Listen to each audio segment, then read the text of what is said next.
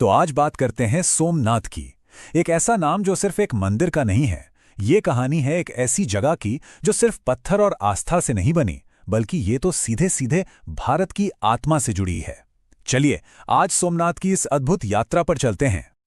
जरा सोचिए, अगर ये दीवारें बोल पाती तो क्या कहती? शायद कुछ ऐसा: मैं सोमनाथ हूं, मुझे बार बार गिराया गया, बार बार तोड़ा गया, लेकिन देखो मैं आज भी खड़ा हूं। यह आवाज किसी इंसान की नहीं, यह खुद सोमनाथ की चेतना है। एक ऐसी चेतना जो कहती है कि जो मुझे मिटाने आए थे ना, वो तो खुद वक्त की धूल में खो गए, लेकिन मैं तो आस्था का वो दिया हूं जो हमेशा जलता रहेगा। तो चलिए सबसे पहले यही समझते हैं कि आखिर सोमनाथ भारत के लिए इतना खास क्यों है।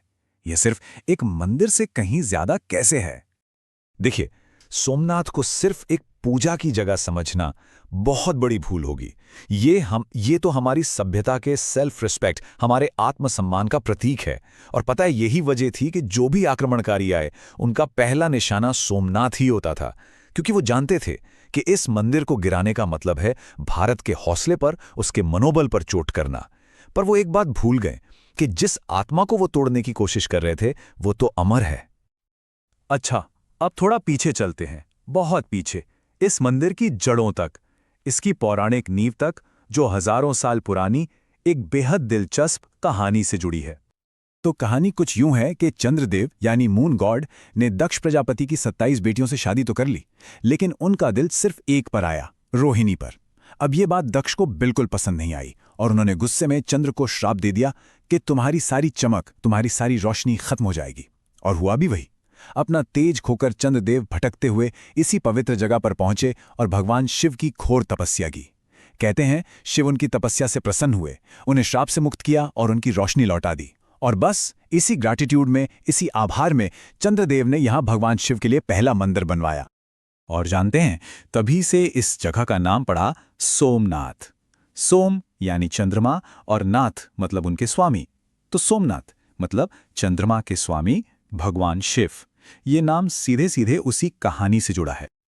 और देखिए, इस जगह की अहमियत सिर्फ इस कहानी तक ही सीमित नहीं है, ये आध्यात्मिक रूप से भी बहुत पवित्र मानी जाती है। इसे प्रभास क्षेत्र भी कहते हैं। यहीं पर हिरण, कपिला और पौराणिक सरस्वती नदी, इन 3 नदियों का त्रिवेणी संगम होता है। स्कंद पुराण से लेकर महाभारत तक हमारे प्राचीन ग्रंथों में इसका जिक्र मिलता है। और एक मान्यता ये भी है कि ये वही जगह है जहां भगवान कृष्ण ने अपनी देह त्यागी थी। लेकिन इतनी पवित्रता और दिव्यता के बावजूद इसी धरती ने इतिहास का एक बहुत ही लंबा और बहुत ही क्रूर दौर भी देखा है। ये 1-2 बार की बात नहीं थी, सदियों तक सोमनाथ पर हमलों का एक ना रुकने वाला सिलसिला चला। इसकी शुरुआत हुई 1026 में महमूद गजनवी के बर्बर हमले से। फिर 1299 में अलाउद्दीन खिलजी की सेना ने इसे तोड़ा। ये चक्र फिर भी नहीं रुका। 1395 में जफर खान ने इसे फिर से तबाह किया और आखिर में 1669 में मुगल बादशाह औरंगजेब ने तो इसे पूरी तरह से मिटा देने का बाकायदा शाही फरमान ही जारी कर दिया। गजनवी का जो हमला था वो सिर्फ दौलत लूटने के लिए नहीं था। नहीं, वो एक सोचा समझा हमला था भारत की आस्था पर, उसकी पहचान पर। सोचिए, उसने न सिर्फ मंदिर तोड़ा बल्कि शिवलिंग के टुकड़ों को गजनी ले गया और वहां की जामा मस्जिद की सीढ़ियों में चुनवा दिया। ये सिर्फ तोड़फोड़ नहीं थी, ये अपमान की इंतहा थी। और बाद के जो हमले हुए, खासतौर पर औरंगजेब के समय में, वो तो एक वैचारिक लड़ाई बन चुके थे। मासिर आलमगीरी जैसे ऐतिहासिक दस्तावेजों में साफ साफ लिखा है, एक शाही फरमान जारी हुआ था कि सोमनाथ समेत काफिरों के सभी मंदिरों को गिरा दिया जाए। मतलब मकसद अब सिर्फ लूटपाट नहीं था, मकसद था एक पूरी संस्कृति की आत्मा को कुचल देना। लेकिन कहानी का सबसे अहम हिस्सा अब शुरू होता है, क्योंकि हर विनाश के साथ एक नई और पहले से भी ज्यादा मजबूत कहानी लिखी जा रही थी, पुनर्निर्माण की कहानी। यही तो वो बात है जो सोमनाथ को इतना असाधारण बनाती है, इसका वो जज्बा जो कभी टूटा ही नहीं। जब गजनवी ने इसे तोड़ा तो राजा भीमदेव प्रथम और राजा भोज ने इसे फिर से खड़ा कर दिया। जब खिलजी की सेना ने इसे अपवित्र किया तो राजा महिपाल प्रथम ने इसका गौरव वापस दिलाया। मतलब जितनी बार विनाश हुआ, उतनी ही बार उसका जवाब निर्माण से दिया गया। और ये समझना बहुत जरूरी है कि हर पुनर्निर्माण सिर्फ एक इमारत को दोबारा खड़ा करना नहीं था, नहीं, ये एक बहुत शक्तिशाली संदेश था, एक ऐलान था कि तुम पत्थर तोड़ सकते हो, हमारी आस्था नहीं। हमारी संस्कृति, हमारा विश्वास तुम्हारी तलवार से कहीं ज्यादा मजबूत है।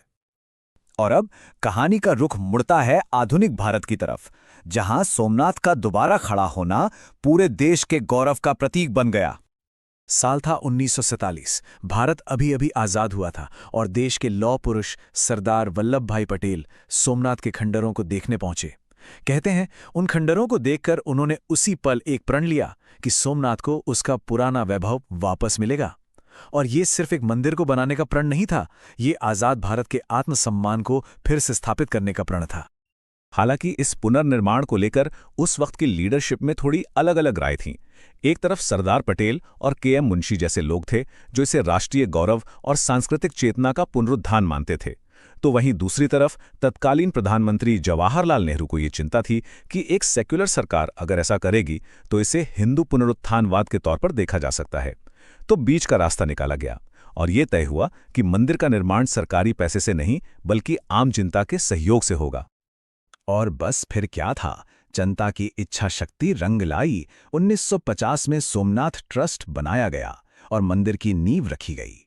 और फिर आया वो ऐतिहासिक दिन 11 मई 1951, जब भारत के पहले राष्ट्रपति डॉक्टर राजेंद्र प्रसाद ने इस भव्य मंदिर का उद्घाटन किया। और उस ऐतिहासिक दिन पर डॉक्टर राजेंद्र प्रसाद ने एक बहुत गहरी बात कही थी।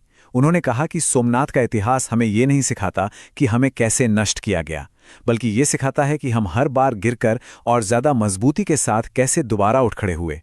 ये मंदिर विनाश का नहीं, जिजीविषा का, यानी जीने की इच्छा शक्ति का प्रतीक है। तो आज जो सोमनाथ शान से खड़ा है वो सिर्फ एक पूजा स्थल नहीं है, वो इस बात का जीता जागता सबूत है कि भारत की चेतना को कोई मिटा नहीं सकता। ये हमारी पहचान का, हमारी जिद का और हमारी अटूट आस्था का प्रतीक है। सोमनाथ की कहानी एक सीधा सा सबक देती है कि हालात हमें गिरा तो सकते हैं पर पूरी तरह खत्म नहीं कर सकते। और ये बात सोचने पर मजबूर करती है कि आज की इस दुनिया में, चाहे हमारी अपनी जिंदगी हो या देश की बात हो, रेजिलियंस यानी इस अटूट जिजीविषा का आखिर मतलब क्या है।